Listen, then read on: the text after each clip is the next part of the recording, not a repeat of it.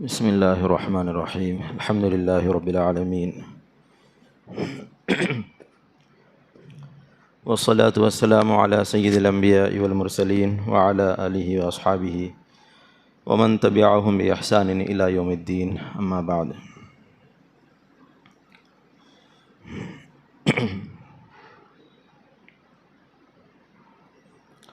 قال اللہ تعالی قد افلح من زکاها وقد خاب من دساها، صدق اللہ العظیم۔ محترم بزرگان دین، عزیز دوستو، دینی بھائیو، پردہ نشین خواتین اسلام، موضوع کی نسبت سے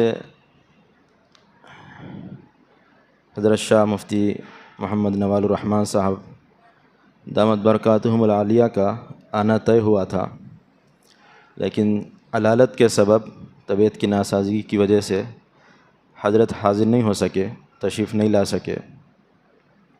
تو اس خادم کو حکم ملا کہ کچھ بات چیت کرنا ہے، اس وجہ سے آپ حضرات کے سامنے لب کشائی کی کوشش کر رہا ہوں۔ محترم بزرگان دین،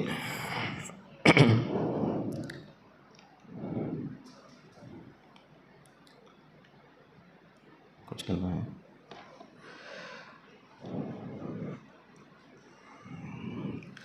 اس دنیا میں اللہ رب العزت نے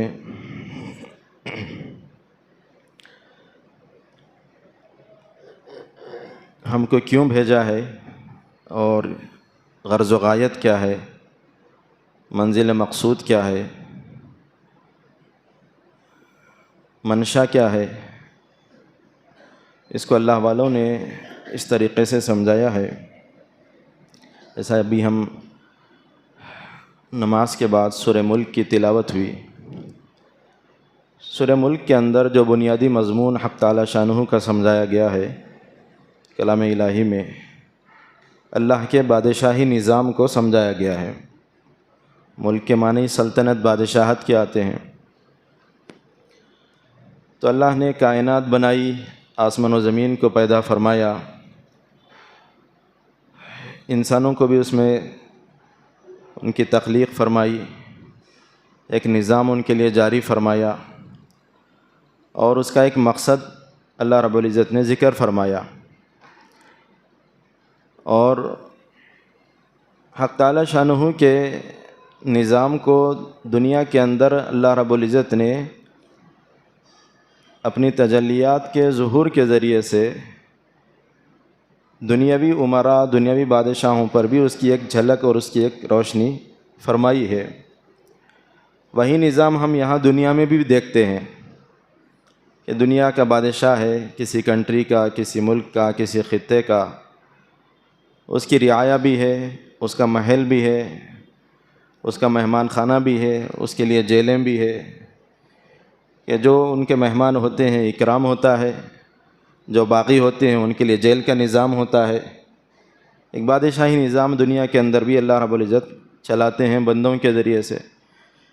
ایسے ہی حق تعالی شانہ کا ایک نظام ہے۔ حق تعالی شانہ نے کائنات کو بنایا ہے، اور اس کی ایک منزل اللہ رب العزت نے طے فرمائی ہے آخرت کی۔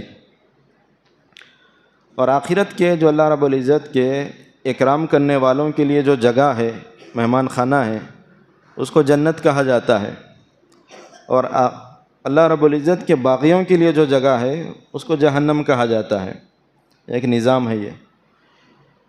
میرے محترم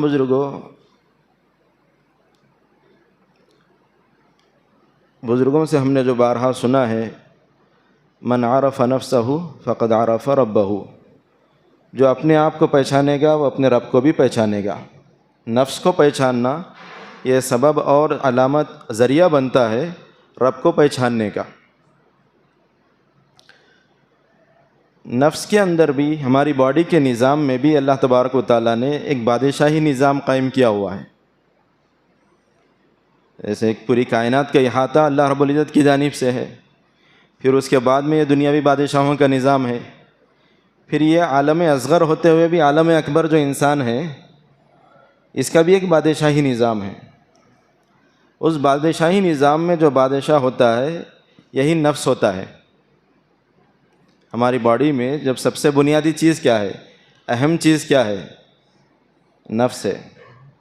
اور نفس ہی کو علماء نے، اہل اللہ نے، محققین نے دل سے، جان سے، نفس سے، روح سے تعبیر فرمایا ہے۔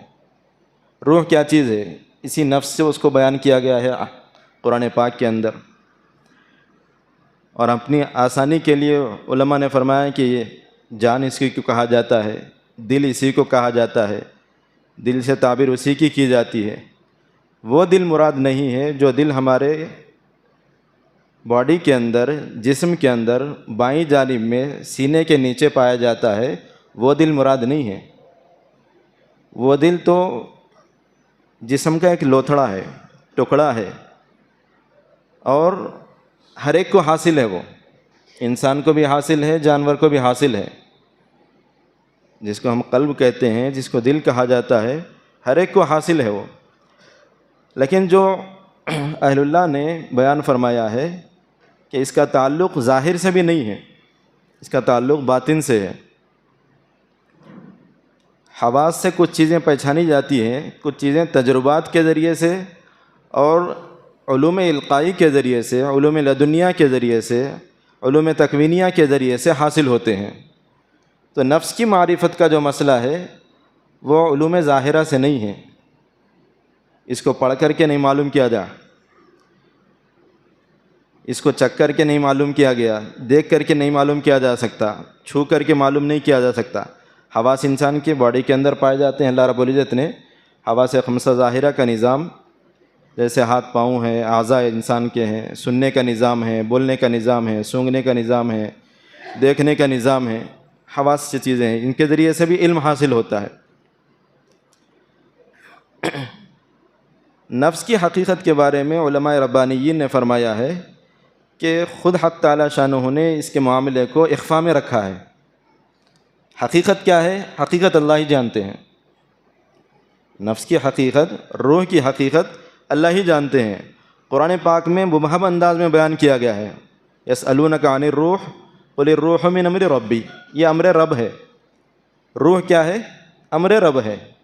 ایک ہوتا ہے امر خلق اور ایک ہوتا ہے امر رب، یا یوں کہہ دیجیے عالم خلق الگ ہے، عالم امر الگ ہے۔ روح کا تعلق عالم امر سے ہے، اور روح اللہ کی مخلوق ہونے کے اعتبار سے عالم خلق میں بھی شامل ہے۔ روح بھی مخلوق ہے اللہ پاک کی، لیکن اس کا ایک جداگانہ نظام ہے، الگ نظام ہے حق تعالی شانہ کا۔ اور انسان کو جو مخاطب کیا گیا ہے وہ باڈی کو نہیں کیا گیا، روح کو ہی کیا گیا ہے۔ جو ہم کو ثواب ملے گا روح کو ملے گا، عذاب ملے گا روح کو ملے گا۔ مخاطب جو ہے شریعت کے احکامات کے جو مکلف ہیں ہم لوگ، ہماری روح اصل مکلف ہے۔ حضرت شاہ صاحب عام طور پہ سمجھاتے ہیں کہ دیکھو، جب کسی انسان کا انتقال ہو جاتا ہے اور ان کی باڈی گھر میں موجود رہتی ہے، سب لوگ بیٹھے ہوئے ہوتے ہیں، جنازہ موجود ہوتا ہے، ایک دوسرے کو بولتے رہتے ہیں ہم لوگ کہ اچھے تھے انہوں، چلے گئے، اچھے تھے چلے گئے، فلاں تھے، ارے ابھی بھی ملاقات ہوئی تھی۔ کس کے بارے میں بات ہو رہی ہے؟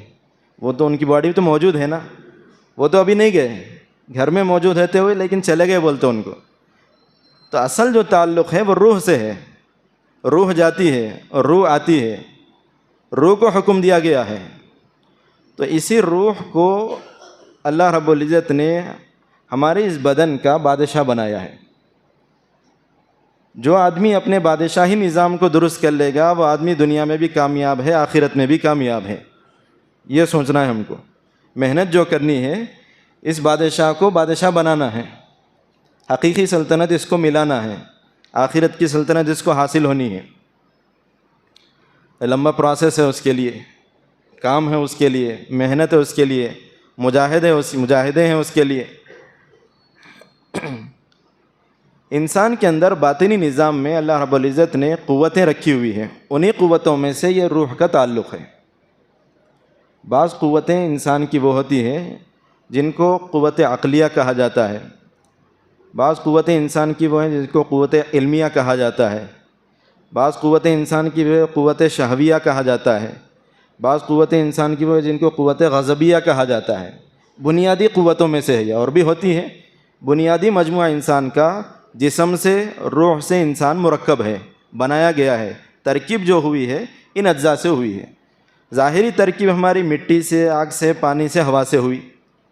جسم جو بنا ہے یہ 4 چیزوں سے، اخلاط اربعہ سے مل کے ہوا ہے۔ اور روح کی جو آمیزش ہوئی ہے یا باطنی نظام کی جو آمیزش ہوئی ہے، ترکیب ہوئی ہے، وہ ان چیزوں سے مل کر کے ہوئی ہے۔ قوت علمیہ، قوت غضبیہ، قوت شہویہ، یہ ایک نظام ہے، اور یہ کہاں پر ہے؟ اہل اللہ ہی بتاتے ہیں اس کو۔ تجربے کی چیزیں ہیں، علوم کشفیہ ہے، علوم باطنیہ ہے، علوم تجربیہ ہے، یہ ان کے ذریعے سے انہوں نے بتایا ہے ہم کو۔ اور ایسا نہیں ہے کہ یہ چیز ایک نے بتائی ہے، سب نے بتائی ہے، اسی وجہ سے اس کو یقین کے بغیر چھوڑا نہیں جا سکتا۔ یہ بھائی صوفیہ حضرات، اہل اللہ، محققین، آپ حضرات کہتے ہیں قرآن میں تو اس کا تذکرہ نہیں ہے، آپ لوگ کہاں سے لا رہے ہیں؟ احادیث میں تذکرہ نہیں ہے، آپ کہاں سے لا رہے ہیں؟ تجرباتی چیزیں ہیں یہ، کیونکہ اس میں پھر عقل سے بحث ہوئی ہے۔ بھائی اللہ رب العزت نے انسان کو بنایا ہے تو کیوں بنایا ہے؟ ہماری روح دنیا میں آ گئی ہے، تو جیسے علماء اس کو اس طریقے سے امام غزالی رحمۃ اللہ علیہ نے سمجھایا ہے کہ دیکھو انسان کے اندر باطنی جو نظام ہے، اس نظام کے اندر حق تعالی شانہ نے حیوانیت بھی رکھی ہے، شہوانیت بھی رکھی ہے، شیطانیت بھی رکھی ہے، ملکوتیت بھی رکھی ہے۔ حیوانیت، شہوانیت، ملکوتیت اور شیطانیت، چاروں چیزیں انسان کے اندر پائی جاتی ہیں۔ جو آدمی محنت کرتا ہے صفت ملکوتیت کے اوپر، وہ آدمی صحیح انسانیت پہ آ جاتا ہے، اور جو آدمی محنت نہیں کرتا ہے یا تو شیطانیت میں پڑ جاتا ہے، یا شہوانیت میں پڑ جاتا ہے، یا حیوانیت میں پڑ جاتا ہے۔ حیوانیت کی مثال جیسے بیل ہے، بیل کا کام کیا ہے؟ کھانا پینا اور اپنا کام جمع کرنا، فارغ ہو جانا، یہی زندگی ہے اس کی۔ انسان تو اس کے لیے پیدا نہیں ہوا نا بھائی، کھاؤ پیو اور اپنی ضروری حاجتیں پوری کر کے ختم کر لو زندگی۔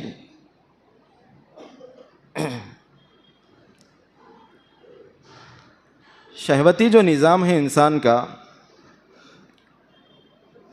اس زمانے میں جس قدر جنسیت اور جس اعتبار سے اس میں گروتھ پائی جا رہی ہے اور آگے اس نظام کو بڑھایا جا رہا ہے، پہلے اس شہوتی نظام کے اوپر اس قدر اہتمام نہیں کیا گیا تھا۔ اب باقاعدہ اس کے اوپر اہتمام کیا جا رہا ہے کہ کس طریقے سے انسانوں کے اندر یہ نظام کو حیضہ دیا جائے، اس کے اندر انگیزی کیسی لائی جائے، چنگاری اس کو کیسے بخشی جائے۔ عجیب عجیب حالات آ گئے ہیں اس زمانے میں۔ 2-3 چیزیں میں عرض کروں گا۔ ایک تو یہ ہے کہ جن ملکوں سے عام طور پہ سابقہ پڑا ہے علماء کرام کو، بعض چیزیں ہمارے بھی سامنے آتے رہتی ہیں۔ شہوانی نظام کو غلبہ دینے کے لیے آدمی کی غذا پہ سب سے پہلے کنٹرول کیا گیا۔ غذا کے اندر اس طریقے سے کنٹرول ہو رہا ہے کہ بعض چیزوں میں، بعض ملکوں کے اندر کوشش اور محنت اس طریقے سے کی جا رہی ہے کہ فلاں ملک کے اندر اگر یہ نظام ہم غذاؤں کے ذریعے سے ان تک پہنچا دیں گے تو ہماری میڈیسن جو ہے یہ اتنی بکے گی ان کی آبادی کے اعتبار سے۔ انڈیا ہے، انڈیا کے اندر اتنا پاپولیشن ہے، اس کے غذائی نظام کے اندر اگر ہائیبریڈ پن کو یا دواؤں کے ذریعے سے یا صفائی ستھرائی کے حوالے سے یہ کام مکس کر دیا جائے تو ہم کو کیا کیا ملے گا، اس کے لیے باضابطہ پلاننگ ہو رہی ہے۔ اپنی دوائیں بیچنے کے لیے ایک نظام بنایا جا رہا ہے۔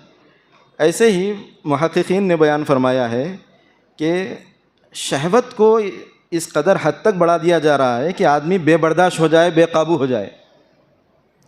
کھانے پینے کا جو نظام اس زمانے میں پایا جا رہا ہے، ہائیبریڈ چیزیں کھانے کے بعد ہم بھی ہائیبریڈ بن جا رہے، ہر ایک کا غصہ بڑھ گیا، ہائپر ہو جا رہے، طبیعت میں ہیجان آ جا رہا۔ ارے بھائی اچانک غصہ آ جا رہا، اس کو سمجھ میں نہیں آ رہا کچھ بھی، اس کو یہ چیزیں ہر گھر کا یہ سلسلہ چل رہا ہے۔ وہ ان کے غصے کا کیا بولنا، بھائی بے برداشت ہو جاتا انہیں، ہائپر طبیعتیں ہو جا رہی ہیں، ہیجان طبیعتوں میں آ جا رہا ہے، غصہ انتہائی پاورفل ہو جا رہا ہے.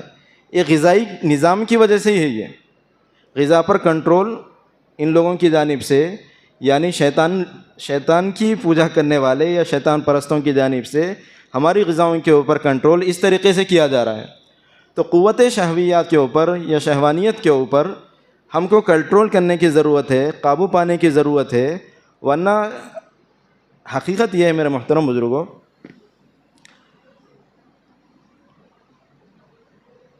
بہت سارے وہ لوگ جو ہندوستان جیسے ممالک کے اندر یا اسلامی ممالک کے اندر ہوتے ہیں، کھانے کے اندر اس قدر بے اعتدالی کا شکار ہیں کہ غیر مسلم امریکہ جیسے ملکوں کے اندر جو احتیاط کرنے والے لوگ ہیں ان کی پاؤں کی دھول کو بھی نہیں پہنچ سکتے. بہت بڑی بات عرض کر رہا ہوں میں. وجہ اس کی یہ ہے کہ امریکہ جیسے ملکوں میں بعض لوگ جو احتیاط کرنے والے ہوتے ہیں، گوشت دیکھ کے لیتے ہیں، ترکاری وہ بھی دیکھ کے لیتے ہیں، چاکلیٹس وہ بھی دیکھ کے لیتے ہیں، دہی وہ بھی دیکھ کے لیتے ہیں. دہی بھی ہم کو دیکھ کے لینا پڑتا. جیلیٹن اس کے اندر ہے تو کس کا ہے؟ خنزیر کا جیلیٹن ہے یا بیف کا جیلیٹن ہے یا جو ہے میکروبیل ہے یا نباتات کے ذریعے سے آیا ہوا ہے، گھاس پھوس کے ذریعے سے آیا ہوا ہے، وہ بھی دیکھنا پڑتا ہے. اور ہمارے پاس جو نظام ہے، آؤ دیکھا نہ تاؤ، کون تحقیق کر رہا ہے یہاں پر؟ نہ گوشت کا نظام ہمارا قابو میں ہے، نہ چاکلیٹس وغیرہ کا نظام ہمارا قابو میں ہے، نہ دیگر انگریڈینٹس کا نظام ہمارا قابو میں ہے. اجزائے تحلیلیہ پر ہمارا وہاں کام ہوتا ہے. تو اس میں ہر ریسٹورنٹس کے اندر بعض دفعہ ہم کو 100 پروڈکٹس کے اوپر 100 چیزوں کے اوپر تحقیق کرنی پڑتی ہے کہ یہ حرام ہے یا حلال ہے. ایک مادے پہ محنت کرنی پڑتی ہے. کیک ہے مثال کے اوپر، ایک کیک میں بعض دفعہ 20 چیزیں چیک کرنی پڑتی ہے کہ حلال ہے یا حرام ہے. ایک چاکلیٹ کے اندر 25 چیزیں دیکھنی پڑتی ہیں کہ حلال ہے یا حرام ہے. اب اپنے پاس کیا ہے، وہ گرین مارک لگا ہوا ہے تو دیکھنے والے وہ دیکھ کے لے لیتے ہیں، اور جو نہیں دیکھنے والے ہیں ان کو پتہ بھی نہیں ہے کہ سبھی سمجھ رہے ہیں ہڑپ کرتے جانا ہے اور کھاتے جا رہے ہیں. بہت خطرناک نظام ہے یہ. ایک حرام کا لقمہ اگر آپ کے پیٹ میں چلا جاتا ہے، ایک بائٹ، ایک لقمہ، آپ کے 40 دن کے مقبول اعمال ضائع ہو جاتے ہیں. فائدہ نہیں ہو اس کا، عبادت قبول ہی نہیں ہوتی ہے آپ کی، نہ نماز، نہ روزہ، نہ زکوٰۃ، نہ حج، کوئی چیز قبول نہیں ہوتی ہے. حدیث صحیح ہے، یہ رسول اللہ صلی اللہ علیہ وسلم کا ارشاد گرامی ہے. آپ حیرت کریں گے کھانے پینے کے نظام میں جو ہماری بربادی آئی ہے. سعودیہ کے اندر بھی جاتے وقت میں ہم لوگ کبھی احتیاط کرتے ہیں کیا؟ میں نے اپنے اکابر کو دیکھا ہے کہ وہاں جانے کے بعد بھی چکن استعمال نہیں کرتے، اور لوگ جاتے ہی پہلے ایک بڑی کمپنی ہے، نام نہیں لوں گا میں، ادھر کا رخ کرتے. اور ایک صاحب کا مشغلہ وہی ہے، تمام علماء کو وہیں لے کے جاتے انہوں، تاکہ عبادتیں ضائع ہو جائے پوری. احتیاط کی ضرورت ہے. کیوں؟ مسئلہ یہ ہے کہ چکن بھی جو کٹتا ہے ہمارے پاس بھی بے احتیاطی ہے، دوسری جگہوں پر بھی بے احتیاطی ہے. بات نکلی ہے تو عرض ہی کر دیتا ہوں میں. چکن کے اندر سعودیہ کے اندر باہر سے آنے والے، مولانا مکی صاحب کے دروس آپ حضرات جانتے ہی ہیں، حرم میں بیٹھتے ہیں وہ. ہم لوگ چونکہ وہاں پر یہی کام کرتے ہیں حلال و حرام کے متعلق، تو مکی صاحب سے بھی سوال کیا گیا حرم کے اندر ایک نہیں کئی مرتبہ کہ حضرت یہاں پر آنے والے گوشت کا کیا مسئلہ ہے، کیونکہ حرم کے اطراف بھی اور سعودیہ کے اندر بھی آنے والا جو گوشت ہے اس میں بھی کافی اختلاف ہے. خود مقامی علماء کا بھی، وہاں کے کبار رئیس الکبار کا بھی، مفتیان کرام کا بھی اختلاف پایا جاتا ہے. تو انہوں نے حرم میں یہ کہا ہے کہ مقامی جو گوشت ہے مسلمانوں کا وہ کھا لو، باہر سے آیا ہوا گوشت مت کھاؤ. باہر سے آنے والا جو گوشت ہوتا ہے وہاں پر برازیل سے بھی ہوتا ہے. برازیل سے جو گوشت آتا ہے اس کو ہاتھ سے نہیں کاٹا جاتا، اس کو بسم اللہ پڑھ کے نہیں کاٹا جاتا، اس کو کوئی مسلمان ذبح نہیں کرتا. تو نہ مسلمان ذبح کر رہا ہے، نہ ہاتھ سے کٹ ہو رہا ہے، نہ اللہ کا نام لیا جا رہا ہے، تو وہ جانور حلال کہاں سے ہوگا؟ اور پورے سعودیہ میں ہے. 10 ریال کا ایک چھوٹا چکن کا پیک ملتا ہے آپ کو حلال والا، 3 سے 4 ریال میں وہ برازیل والا مل جاتا ہے. تو اب لے گا کون؟ وہی لے گا جو بندہ سستا ہوگا، وہی لیں گے. دکھنے میں بھی بڑا ہے، پیکنگ بھی اچھی ہے، خوبصورت بھی ہے، صاف ستھرا بھی ہے، ساری چیزیں ہیں. چکن کے نظام کے اندر ایک اور بات ہے کہ آج کل دنیا ترقی کرتے کرتے کرتے یہاں تک پہنچی ہوئی ہے کہ اس کی صفائی ستھرائی کا نظام پہلے ہی لوگ کر دے رہے ہیں مرنے سے پہلے. وہ کس طریقے سے؟ امریکہ کی بہت ساری بڑی بڑی کمپنیاں چکن کو ایک گیس کے چیمبر میں ڈبے میں ڈال دیتے. چکن آیا، ٹرک میں سے نکلا، اس کے بعد میں گیس کے چیمبر میں اس کو ڈال دیا. وہاں ڈالنے کے بعد میں 5 منٹ تک وہ اندر رہتا ہے. 5 منٹ اس کو گیس دی گئی، اس کے بعد میں وہ آلموسٹ ڈیڈ. کئی مینیجروں سے ہم نے کہا کہ بھئی اس کا مسئلہ کیا ہے، زندہ ہے یا گیا؟ تو بولتا گیا. اس کے بعد میں وہ بیلٹ پہ آتا، بیلٹ پہ آنے کے بعد مشین پہ لٹکتا، مشین پہ لگ کے پھر مشین سے ہی کٹتا. مشین سے کٹنے کے بعد میں نہ کوئی اس کو بسم اللہ پڑھنے والا ہے، نہ کوئی مسلمان ہے، نہ کوئی ہاتھ سے ذبح کر رہا ہے. یہ وہی گوشت ہے جو برازیل میں اسی طریقے سے کٹتا ہے، اور وہ آتا ہے کہاں پر؟ سعودی عربیہ میں. ابھی حال ہی میں ہمارا دورہ ہوا تھا عمرے کے لیے، تو میں نے اپنے وہاں پر ہم لوگ اکابر کے نقش قدم پر چلتے ہوئے احتیاط کرتے ہیں. میں نے ہمارے گروپ والوں سے کہا کہ بھئی کہاں سے لا رہے آپ؟ تو بولے کہ بھئی برازیل کا ہے، وہاں سے لا رہا ہوں. میں ان کو سمجھایا پوری تفصیل، تو بولے کہ اب یہاں پر جتنا مل رہا نا صاحب وہ یہی ہے. ہاتھ کا کٹا ہوا ہم لا بھی نہیں سکتے اور کھلا بھی نہیں سکتے، اتنا مہنگا پڑ رہا ہے. تو بول کے لوگ کھلا رہے ہیں یہ.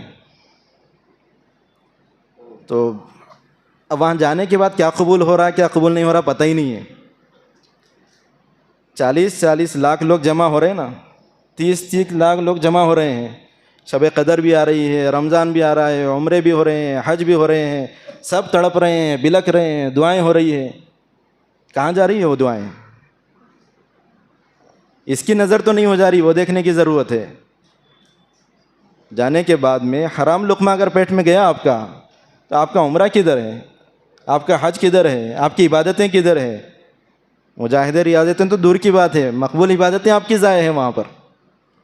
اس لیے بڑی احتیاط کی ضرورت ہے. کھانے کا نظام اس زمانے میں بہت زیادہ بے اعتدالی پہ آ گیا ہے. ہمارے اکابر کا طرز عمل تو کیا ہے؟ وہ یہ فرماتے ہیں کہ بھئی گھر کے کھانے میں جو سادگی اور نورانیت ہے، باہر کے کھانے کے اندر وہ نورانیت نہیں آ سکتی ہے. ہلکا جملہ بول رہا ہوں میں، ورنہ باہر کے کھانے کے اندر ہمارے اکابر یہ سبق دیتے ہیں کہ بے نوری ہے، بے برکتی ہے. کھانے کا نور جو حاصل ہوتا ہے گھر کے کھانے میں ہی ہے. پاکیزہ کھانے یا باہر کا اگر ہو تو پھر باورچی برکت والا ہونا چاہیے. اسی وجہ سے اہل تبلیغ کیا بولتے بھائی، کھانا پکاتے وقت میں کیا ہونا چاہیے؟ ذکر فکر کرتے ہوئے بناؤ بھائی بولتے. ذکر فکر کرتے ہوئے بنانا چاہیے نا. اب کون سے باورچیاں ہیں وہاں؟ پورے بے نمازیاں ہیں. نماز ہی نہیں پڑھتا انہیں ذکر فکر کیا کریں گے؟ تو وہ بے نوری ہمارے اندر آ رہی ہے، وہ منحوسیت ہمارے جسم کے اندر. انسان کی باڈی پر، انسان کے اعمال پر کھانے اور پینے کا اثر جو ہے ضرور ظاہر ہوتا ہے. اچھا، بندر کو کھانا اسلام میں کیوں حرام کیا گیا؟ درندوں کو کیوں کھانا حرام کیا گیا؟ اور زہریلی چیزوں کو کھانا کیوں حرام کیا گیا؟ اسلام میں حرام ہونے کی وجہ کیا ہے؟ حکمتیں اور بھی ہیں، اللہ تعالیٰ جانتے ہیں. علماء نے بیان فرمایا ہے کہ غذا کے انسان کے اعمال پر اثرات نمایاں ہوتے ہیں. تو بندر کو کھانا اس وجہ سے حرام کیا گیا ہے کہ انسان کے اندر چچوری عادتیں نہ آئیں.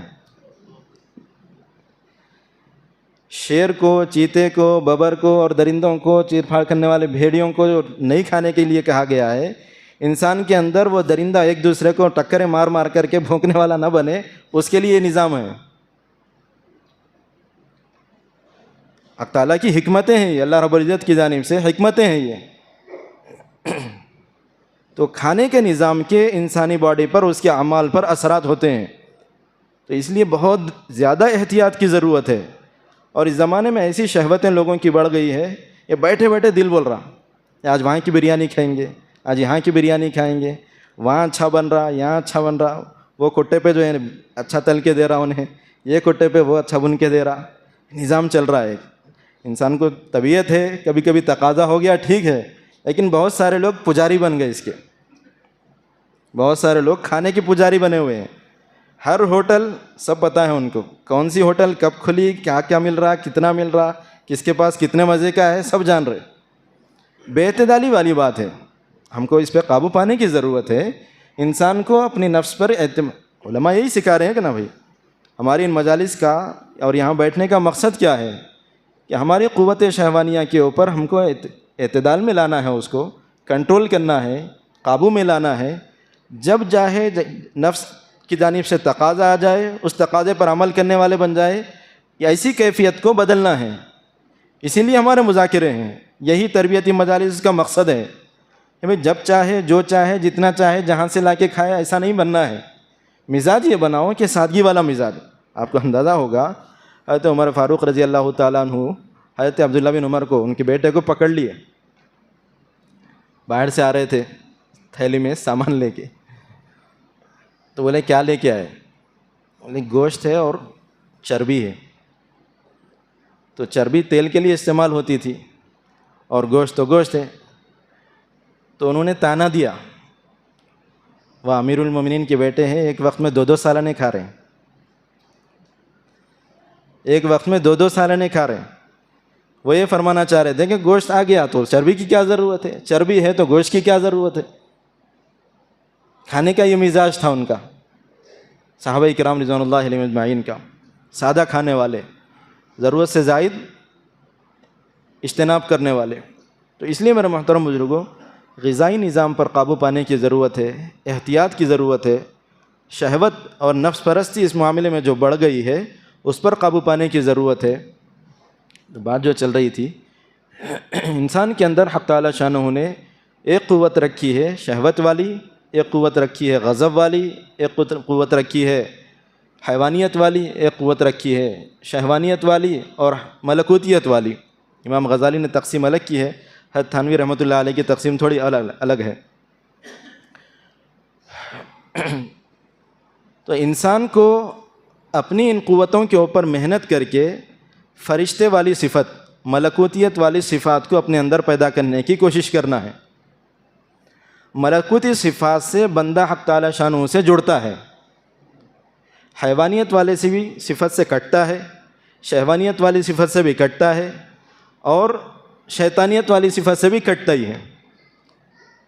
جس بندے کے اندر حیلہ ہے، مکر ہے، لوگوں کو ورغلانا ہے، اسے لڑا دینا ہے، ہنگامے پیدا کر دینا ہے، چنگاریاں لگا دینا ہے، یہ کام شیطانیت والا ہے.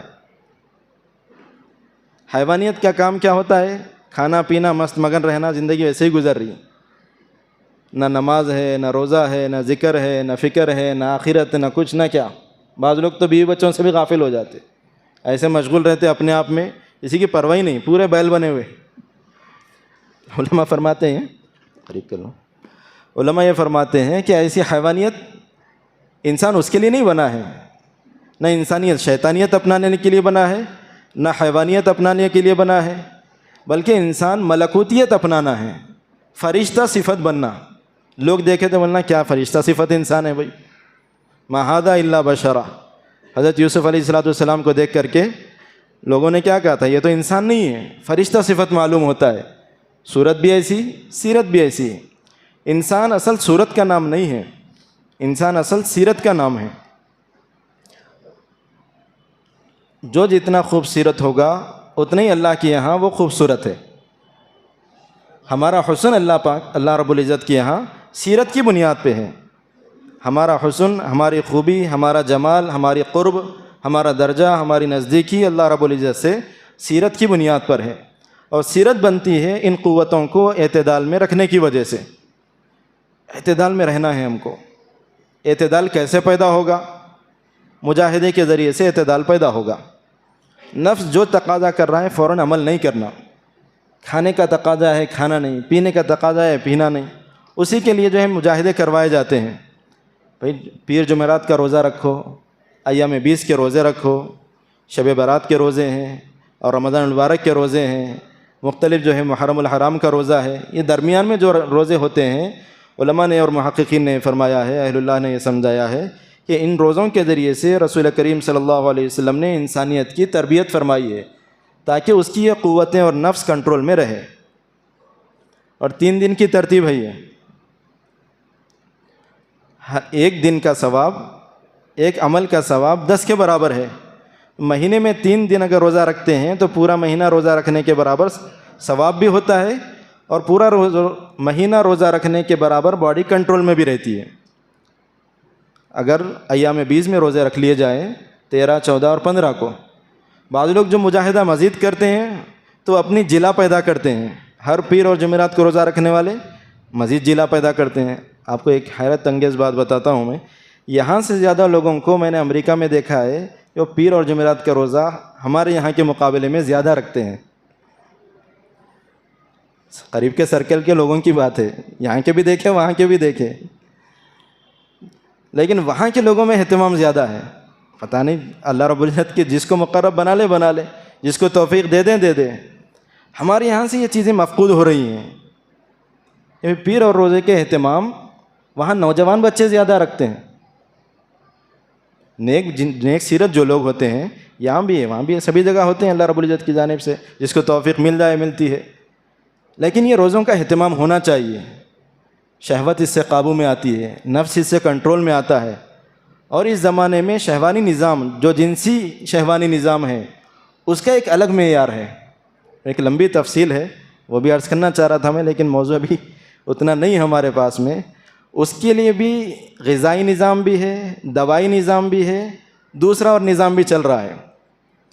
میڈیا کا جو نظام ہے پورا آنکھوں کے ذریعے سے دل سے لے کر کے انسان کی شرمگاہ تک پہنچا جا رہا ہے. پورا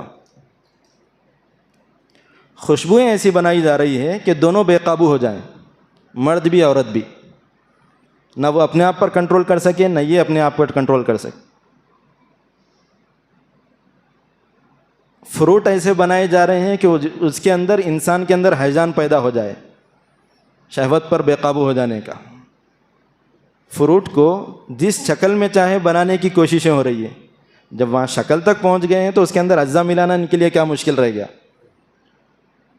تو میرے محترم بزرگوں، بہت زیادہ احتیاط کی ضرورت ہے. اور ہمارے بچے خاص طور پر یہ جو چاکلیٹس وغیرہ کے نظام میں پڑھتے ہیں، اس میں بھی یہاں کے گزارش یہ کرتا ہوں میں، تحقیق کی بہت ضرورت ہے. کیونکہ ہم بعض دیگر ممالک کے اندر دیکھے ہوئے ہیں کہ جو چیزیں ہم وہاں حرام کہتے ہیں یہاں پر لوگوں کو پتہ بھی نہیں ہے، وہ کھا رہے ہیں سب. اس کے اندر کیا ملا ہوا ہے معلوم نہیں ہے. لیبل سے کچھ نہیں ہو جاتا آج کل. بھئی گرین مارک ہے نا بولتے لوگ، گرین مارک دیکھ کے یہ سمجھ لیتے ہیں ویجیٹیرین ہیں. ویجیٹیرین کے مارک کو دیکھنے سے آپ بری ذمہ نہیں ہو جاتے، کیونکہ ہم نے پورک کے قیمے کے اوپر لکھا ہوا، خنزیر کے قیمے کے اوپر لکھا ہوا دیکھا ہے حلال کا لوگو. ایک جگہ نہیں کئی جگہ. اسلامی ملکوں کے اندر ہم نے دیکھا ہے مچھلی کے ڈبے کے اوپر المذبوح علی طریقۃ الاسلام مچھلی کے اوپر لکھا ہوا ہے اسلامی طریقے کے مطابق اس کو ذبح کیا گیا ہے. مچھلی کے اوپر ذبح کی ضرورت ہی نہیں ہے. تو لوگوں کا کیا اعتبار ہے؟ کچھ بھی اعتبار ہی نہیں ہے لوگوں کا. لوگوں کے ذریعے سے چکما دے رہے ہیں، دھوکہ دے رہے ہیں، دھوکہ دہی ہے وہ. تو نہ ویجیٹیرین کا حساب آپ کر سکتے ہیں، نہ حلال کے لکھا ہوا دیکھ کر آپ کچھ حساب کر سکتے. مین چیز اس کا انگریڈینٹس پڑھنا ہے آپ کو، اس میں ہے کیا وہ. تو بالخصوص چاکلیٹس کے اندر یہ بہت بیماری ہے، بسکٹوں کے اندر بیماری ہے. یعنی اس کے اندر لوگ جو ہے مختلف چیزیں ملا رہے ہیں، اس میں احتیاط کی بہت زیادہ ضرورت ہے. تو شہوانی نظام اس طریقے سے امت میں بھڑکایا جا رہا ہے، ہیجا انگیز کیا جا رہا ہے. اس کے اندر بڑھوتری اور اضافے کی مزید ترقی در ترقی ہوتی جا رہی ہے. اس لیے کھانے پینے کے نظام کے اوپر کنٹرول کرنا بہت ضروری ہے. سادہ غذاؤں کا اہتمام ہو، گھریلو کھانوں کا اہتمام ہو، باہر کے کھانے سے وقت ضرورت ہی استعمال کیا جائے. کبھی تقاضا انسان کو ہو جائے الگ چیز ہے، لیکن اجتناب کی کوشش کرنا ہے. ہم بعض اکابر کو اپنے دیکھتے تھے، حضرت مولانا عاقل صاحب رحمۃ اللہ علیہ ہمیشہ اپنا توشہ اپنے ساتھ ہی رکھتے تھے حال حال کے. جد امجد صوفی صاحب رحمۃ اللہ علیہ کے متعلق ہم نے بارہا یہ سنا ہے، مجلسوں میں مذاکرہ ہوتا ہے. حضرت اپنے ساتھ میں سوکھی روٹی ضرور رکھا کرتے تھے. اپنی روٹی اپنے ساتھ، اپنا توشہ اپنے ساتھ. کوشش اس کی ہونا ہے کہ ہمارا کھانا ہمارے ساتھ میں ہو، یا کہ کم از کم نور والا کھانا ہم لینے کی حاصل کریں، برکت والا کھانا حاصل کرنے کی ہم کوشش کریں. مائیں بہنیں بھی سن رہی ہیں، بناتے وقت میں اس کا نظام ہونا چاہیے کہ غذا کے انسان کے اجزاء پر، اعضاء پر اور اس کے افعال پر، اس کے اعمال پر اثر ہوتا ہے۔ آپ کے ذکر کا ہماری اور آپ کی دونوں کے اعمال پر اثر ہونے والا ہے۔ آپ کے بنائے جانے والے کھانے کا آپ کے بچوں کی تربیت پہ ضرور اثر ہونے والا ہے۔ آپ کے بنائے جانے والے کھانے کا اثر ہمارے اعمال پر اور اس کے اثرات پر مرتب ہونے والا ہے۔ اس لیے ضرور اس کی کوشش کرنی چاہیے ماں اور بہنوں کو بھی۔ دوسری چیز میرے محترم بزرگوں، قوت غضبیہ کے اندر بھی اعتدال کی بہت ضرورت ہے۔ غضب، غصہ اس قدر بڑا ہوا ہے کہ میں کسی کی بھی نہیں سنتا ہوں۔ کچھ بھی اگر بولا جا رہا ہے تو بولتا ہے کہ میں کسی کی بھی نہیں سنتا، میں غصہ آ گیا تو بھائی نہیں، کسی کی بھی نہیں سنتا۔ انسان ہے یا کوئی اور ہے نہیں سننے کے واسطے؟ انسان تو سنتا ہے، انسان سننے کے لیے آیا ہوا ہے۔ جو آدمی جانور پنے میں چلا گیا ہے وہی نہیں سنے گا۔ اس لیے یہ تکبرانہ مزاج، یہ بڑائی والا مزاج ختم کرنا ضروری ہے۔ میں کسی کی نہیں سنوں گا تو انہیں کون ہوتا بولنے والا؟ آپ کے سامنے جب شریعت آ گئی تو آپ کو رکنا پڑے گا۔ آپ کے سامنے اگر اللہ کا فرمان آ گیا تو رکنا پڑے گا، رسول اللہ کا فرمان آ گیا تو آپ کو رکنا پڑے گا صلی اللہ علیہ وسلم۔ اس کے بغیر چارے کار نہیں ہے۔ ان کو مزاج بدلنے کی ضرورت ہے، اعتدال کی ضرورت ہے، قابو پانے کی ضرورت ہے۔ غضب کے اوپر، غصے کے اوپر کنٹرول ہونا ضروری ہے۔ اگر جو آدمی غصے پہ کنٹرول، بعض لوگ جو ہے اس زمانے میں عجیب ماحول ہے، اسی وجہ سے علماء یہ فرماتے ہیں کہ تربیت کے ماحول کو، تربیت کے نظام کو قابو میں لاؤ۔ اس کے لیے کیا کرو؟ اہل اللہ سے رابطہ کرو اور اپنے حالات کو بیان کرو کہ بھئی غصہ اتنا ہو رہا ہے، اس قدر ہو رہا ہے، یہ چیزیں ہو جا رہی ہیں، غصے میں یہ بھی بول دے رہا ہوں، گالیاں بھی بک دے رہا ہوں، اس کو نواز رہا ہوں، اس کو نواز دے رہا ہوں۔ اب جیسے مثال کے طور پہ عام طور پر پائی جانے والی غلطی، بیوی سے لڑائی کے درمیان اس کے ماں باپ کو گالیاں ہوتی ہیں۔ تو ماں باپ کو گالی بیوی کی خاطر، یہ کون سا اسلام ہے؟ یا کون سی، آپ کس چیز کو کیا میسج دینا چاہ رہے ہیں؟ آپ بیوی سے آپ کی لڑائی ہو رہی ہے تو غصہ اس پہ کرو نا بھائی۔ آپ اس کے والدین کو کیوں غصہ اتار رہے ہیں آپ؟ عمومی ماحول ہے یہ، عمومی مزاج ہے لوگوں کا۔ اور بولتے کہ نہیں ان کا کام تھا، انہوں نے صحیح تربیت کر کے بھیجنا تھا اس کو، یہ بھی بولتے بولنے والے۔ بھائی انہیں ان کے اماں بابا کیا کریں، آپ ان کے اماں بابا کو کیوں بول رہے؟ تو بولتے ہیں ان کا کام تھا نا، پھر انہوں صحیح تربیت کر کے ان کے پاس بھی بھیجنا تھا یہ۔ تو غرض یہ کہ یہ جو غصے والی کیفیت ہے، اس غصے والی کیفیت تبھی کنٹرول کرنے کی ضرورت ہے، اعتدال کو ملانے کی ضرورت ہے، مزاج کو معتدل بنانا ہے۔ اپنے اکابر سے اور جن سے ہمارا تعلق ہے اہل اللہ سے، ان کے سامنے پوری حالت رکھنا کہ بھئی غصہ اس حد تک ہو رہا ہے، بے قابوگی اس حد تک پائی جا رہی ہے، اور زبان سے یہ الفاظ نکل جاتے ہیں اور ایسی قسم کی باتیں پائی جاتی ہیں۔ ساری کیفیت رکھنے کے بعد جو تجویز آتی ہے اس پر عمل کرنے کے ذریعے سے اللہ کی ذات سے امید ہی نہیں ہے بلکہ تجربہ ہے 100%، آپ میں یقیناً تبدیلی آئے گی، یقیناً تبدیلی آئے گی۔ بھئی آپ محنت کریں گے تو تبدیلی کیوں نہیں آئے گی؟ آدمی کا اگر نیک نیتی والا مقصود ہے، نیک نیتی اس کے اندر پائی جا رہی ہے، ضرور اللہ تبارک و تعالیٰ مدد فرماتے ہیں۔ اس لیے اپنے اصلاح کی ضرورتوں میں سے ایک بنیادی ضرورت ہے شہوت پر قابو پانا ہے، غصے پر قابو پانا ہے، اور تیسری بنیادی چیز ملکوتی صفات اپنے اندر پیدا کرنا، صفات ملکوتیت۔ ملکوتی صفات میں جیسے مثال کے طور پر اللہ نے سمجھایا ہے، یکسوئی ضروری ہے۔ اس زمانے میں یکسوئی ضروری ہے، پہلے بھی ضروری تھی، اب اور بڑھ گئی ہے۔ آدمی کا تنہائی میں بغیر فون کے رہنا ضروری ہے۔ یکسوئی کا مطلب بغیر فون کے، فون کے ساتھ پوری دنیا کے ساتھ ہی آدمی، خالی ایک جگہ نہیں رہا اس زمانے میں۔ فون کے ساتھ پوری دنیا شامل ہے اس کے اندر۔ ایک ہی میسج کے اندر، ایک ہی گروپ کے اندر لاکھوں افراد پائے جا رہے ہیں، تو لاکھوں کے ساتھ بیٹھا ہوا ہے وہ، تو اس کو یکسوئی نہیں بولیں گے، تنہائی اور خلوت نہیں بولا جائے گا اس کو، جلوت میں ہی ہے وہ، اور بڑی جلوت میں ہے وہ، اور اس کے اندر مزید جلوے دیکھتے ہی رہتا ہے روزانہ۔ تو ان جلووں سے بہت احتیاط کی ضرورت ہے۔ یکسوئی حاصل کر کے نمازوں کا اہتمام ہے، ذکر اذکار کا اہتمام ہے، فکر کا اہتمام ہے، مراقبوں کا اہتمام ہے، اور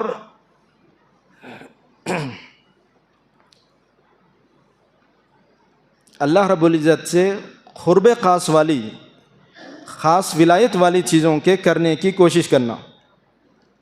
ولایت عامہ تو الگ چیز ہے، خاص ولایت اللہ سے ایکسٹرا دوستی۔ سب مومن دوست ہیں اللہ پاک کے، ایکسٹرا دوستی کرنا ہے ہم کو۔ ایکسٹرا دوستی کس وجہ سے کرنا ہے؟ مزید قرب کے لیے، درجات اونچے بڑھانے کے لیے۔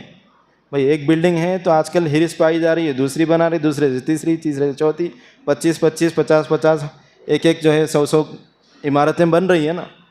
تو کل کی قیامت کے دن حق تعالیٰ شانہ کے دربار میں یا ہماری جنت میں ہم کو اللہ رب العزت کی جانب سے ایسا درجہ ملے کہ اللہ ایک درجہ نہیں، 2 نہیں، 3 نہیں، 100 نہیں، ہزاروں درجے ہم کو عنایت فرمائے۔ قرب کے درجات ہیں، اور قرب کے درجات کی نہایت نہیں ہوتی ہے۔ ان کے پاس نوازشیں بہت زیادہ ہیں، وہ کتنا نوازتے ہیں ان کے اوپر ہے، وہ وہاں کمی کچھ بھی نہیں ہے۔ جس کو جتنا قرب قریب کر لیں ان کی اپنی شان ہے وہ، تو اللہ رب العزت ضرور عنایت فرمائیں گے۔ تو ہر ایک کو وہ درجات حاصل کرنے کی فکر، اور حق تعالیٰ شانہ سے خاص تعلق کی فکر، اور اس تعلق کے اندر اتنا انہماک، اتنی مشغولیت کہ اس کو اہل اللہ فرماتے ہیں کہ فنا فی الفنا ہو جائے آدمی، فنائیت میں بھی اپنے آپ کو مٹا دے، اور اس قدر مٹا دے کہ اپنے آپ کو ہی بھول جائے۔ جب اپنے آپ کو ہی بھول جائے گا وہ، تو پھر حق تعالیٰ شانہ اس کو خواب کے اندر جو لوگ چیزیں دیکھتے ہیں، بیداری میں آدمی وہ چیزیں دیکھنے لگ جاتا ہے۔ امام غزالی رحمۃ اللہ علیہ فرماتے ہیں جب آپ مجاہدوں کے ذریعے سے، مراقبوں کے ذریعے سے، ذکر و اذکار کے ذریعے سے، تلاوت قرآن مجید کے ذریعے سے، نمازوں کے ذریعے سے اللہ کا قرب خاص حاصل کریں گے، تو جن کو خوابوں میں جو چیزیں دکھائی دیتی ہیں، یعنی زیارت رسول اللہ صلی اللہ علیہ وسلم، وہ آپ خواب کے بجائے آپ اپنی کھلی آنکھوں دیکھا کریں گے۔ اور یہ چیز انہوں نے تجربے کی بنیاد پہ کہی ہے۔ امام غزالی رحمۃ اللہ علیہ صرف لکھ نہیں رہے ہیں، یہ تجربے کی بنیاد پہ کہہ رہے ہیں۔ وہ سب چھوڑ چھاڑ کے چلے گئے تھے امام غزالی رحمۃ اللہ علیہ بھی، بڑی ریاضتیں محنتیں کر کے آئے۔ اس کے بعد میں یہ لین میں جو آگے بڑھے ہیں، اس کے بعد میں کتابوں کو لکھا ہے، لوگوں کو سمجھایا ہے کہ یہ میں نے دیکھا ہے، یہ چیزیں میں نے حاصل کی ہیں۔ یکسوئی چاہیے اس کے لیے، اپنے آپ کو خلوت میں بٹھانا چاہیے اس کے لیے، محنت اور مجاہدہ چاہیے اس کے لیے، فکر چاہیے اس کے لیے، ہمت، سب سے بڑی چیز ہمت ہے۔ اگر ہمت کرے پھر کیا نہیں انسان کے بس میں۔ یہ کم ہمتی ہمیں بے بسی معلوم ہوتی ہے۔ بے بسی کیا ہے؟ کم ہمتی کی وجہ سے، یہ کچھ نہیں ہو رہا، عاجزی ہے، یہ نہیں ہو سک رہا، وہ نہیں ہو سک رہا۔ بھئی ہمت کر کے دیکھو، ضرور ہوگا، ہمت کی بنیاد پہ ہے۔ تو جو ہمت کریں گے والذین جاہدوا فینا لنہدینہم سبلنا، راستے اللہ کھولیں گے ہمت کی بنیاد پہ۔ تو ہر ایک کو ہمت کرنا ہے، ہر ایک کو فکر کرنا ہے اپنے اعتدال میں آنے کی، قوتوں کے اعتدال میں لانے کی، ملکوتی صفات پیدا کرنے کی، فرشتہ صفت انسان بننے کی، درجات قرب حاصل کرنے کی، ہر ایک کو کوشش کرنا ہے۔ اور اللہ رب العزت دنیا میں نوازیں گے۔ اہل اللہ کو نوازے نہیں نوازے اللہ رب العزت؟ یقیناً نوازے ہیں۔ جتنے ہم یہ اولیاء اللہ کے نام سنتے ہیں، حضرت خواجہ اجمیری رحمۃ اللہ علیہ ہیں، حضرت بہاء الدین نقشبندی رحمۃ اللہ علیہ ہیں، پیران پیر رحمۃ اللہ علیہ ہیں، اور دیگر جتنے سلسلے کے بزرگوار ہیں، ماضی حال کے جو اپنے بزرگان دین ہیں، حضرت صوفی صاحب رحمۃ اللہ علیہ ہیں، حضرت شاہ کمال الرحمن صاحب رحمۃ اللہ علیہ ہیں، یہ ہمارے اکابر علماء کرام کی زندگیوں کو ہم نے دیکھا ہے۔ میں آپ حضرت شاہ صاحب کمال الرحمن صاحب رحمۃ اللہ علیہ کی خصوصی حالت جو میں نے اپنی چھوٹی بچپنے کی حالت سے دیکھا ہے، حضرت کو ہم نے شاید میں جس وقت سے شعور حاصل ہوا ہو، اس وقت سے لے کر کے اب تک کی حضرت کی وفات تک کی اگر عمر کو اندازہ لگاؤں، تقریباً 20-25 سال ہو سکتے ہیں۔ اس 20-25 سال کے اندر میں نے حضرت کو لایعنی میں کبھی نہیں دیکھا۔ اس 20-25 سال کے اندر حضرت کو میں نے دنیاوی کاموں میں کبھی نہیں دیکھا، اور اللہ کی قسم کھا کے یہ بات کہہ رہا ہوں میں۔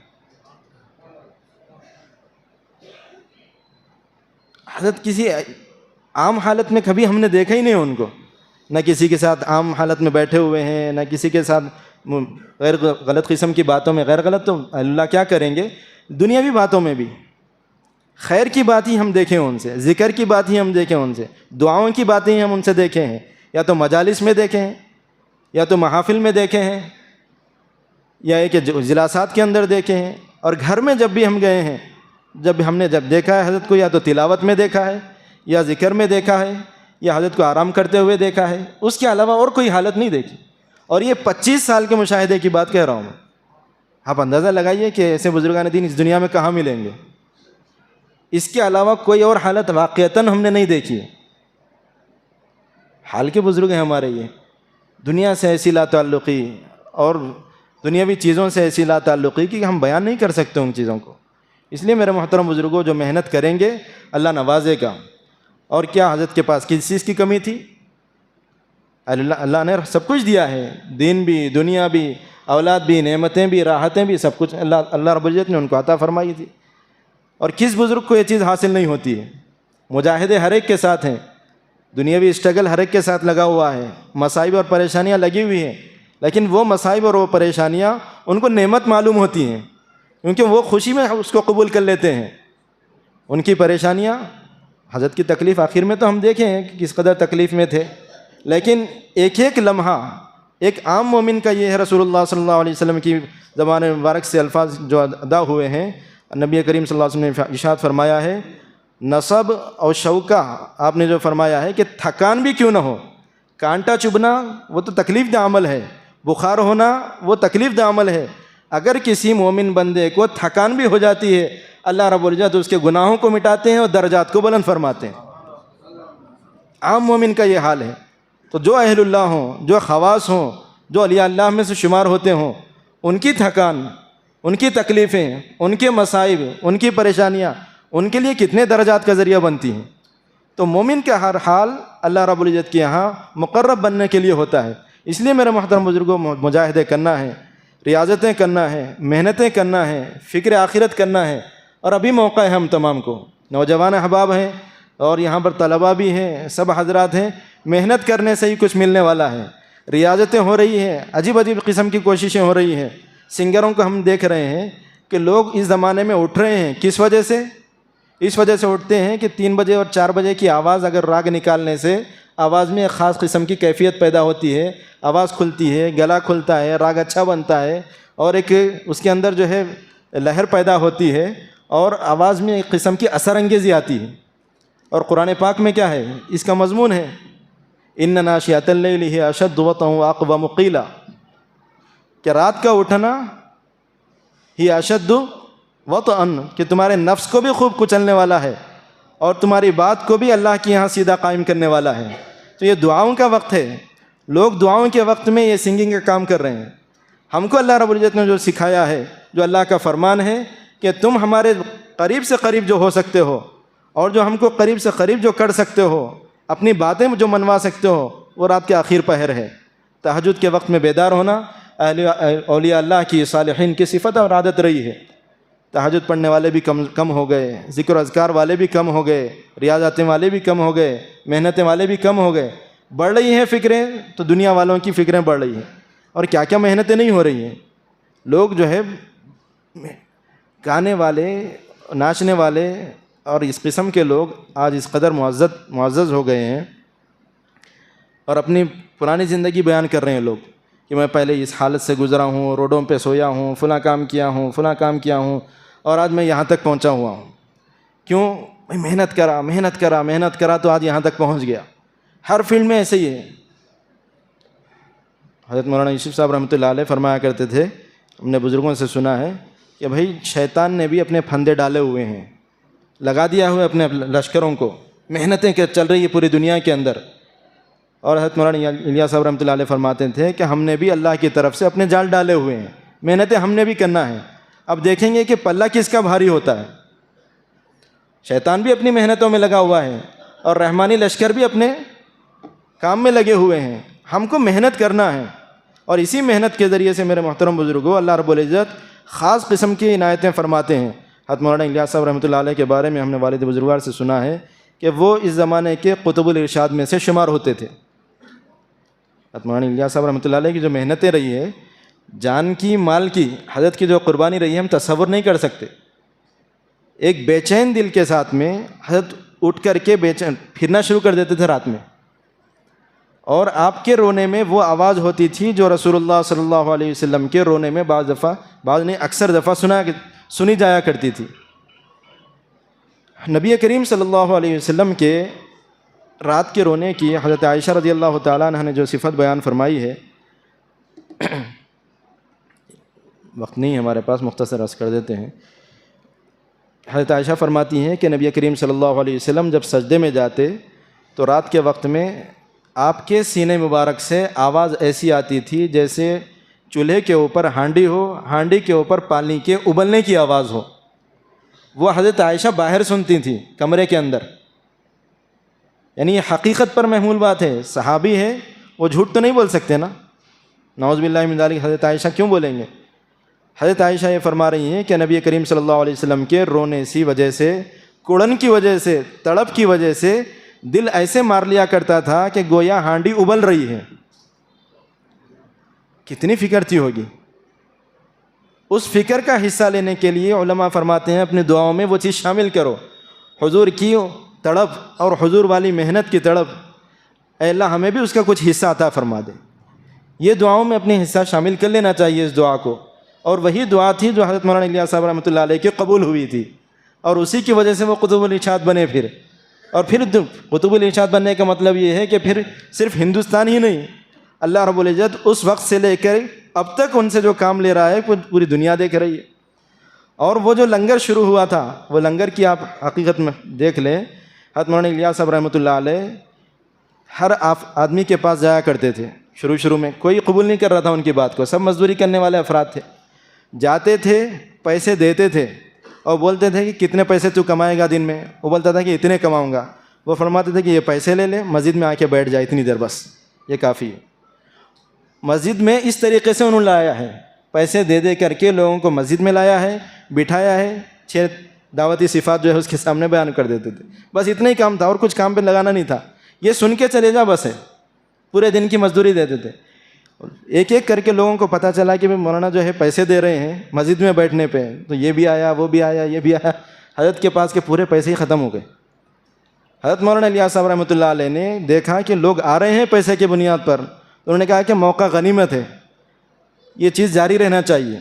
کوئی پیسہ نہیں تھا، چندہ وغیرہ کچھ نہیں فرمایا، زمین تھی بیچ دی اس کو۔ اس کے بعد میں پھر لوگوں کو بلانا شروع کیا، وہ پیسہ بھی ختم ہو گیا، ایک اور زمین تھی وہ بھی بیچ دی، پھر لوگوں کو بلانا شروع کیا۔ تو جو حضرت نے انفاق کیا تھا، اللہ کے لیے پیسہ لگایا تھا، اور اس کی برکت سے اللہ رب العزت نے جو لنگر لگایا ہے، علماء فرماتے ہیں کہ نظام الدین میں آج دیکھ سکتے ہیں اس کو کس طریقے سے لنگر چل رہا ہے۔ یہ برکتیں ہیں، یہ اللہ رب العزت جو ہے دہانے جب کھول دیتے ہیں اللہ کی راہ میں پیسہ لگانے کی، اللہ کی راہ میں جان لگانے کی، تو آدمی خود اپنے آنکھوں سے دیکھ لیتا ہے، اس کے بعد والے نے اس کے اثرات کو دیکھتے ہیں۔ اس لیے میرے محترم بزرگوں، محنت کرنے کی ضرورت ہے۔ اللہ پاک ہم سب کو عمل کی توفیق نصیب فرمائے۔ وآخر دعوانا الحمدللہ رب العالمین۔ زیادہ وقت ہو گیا۔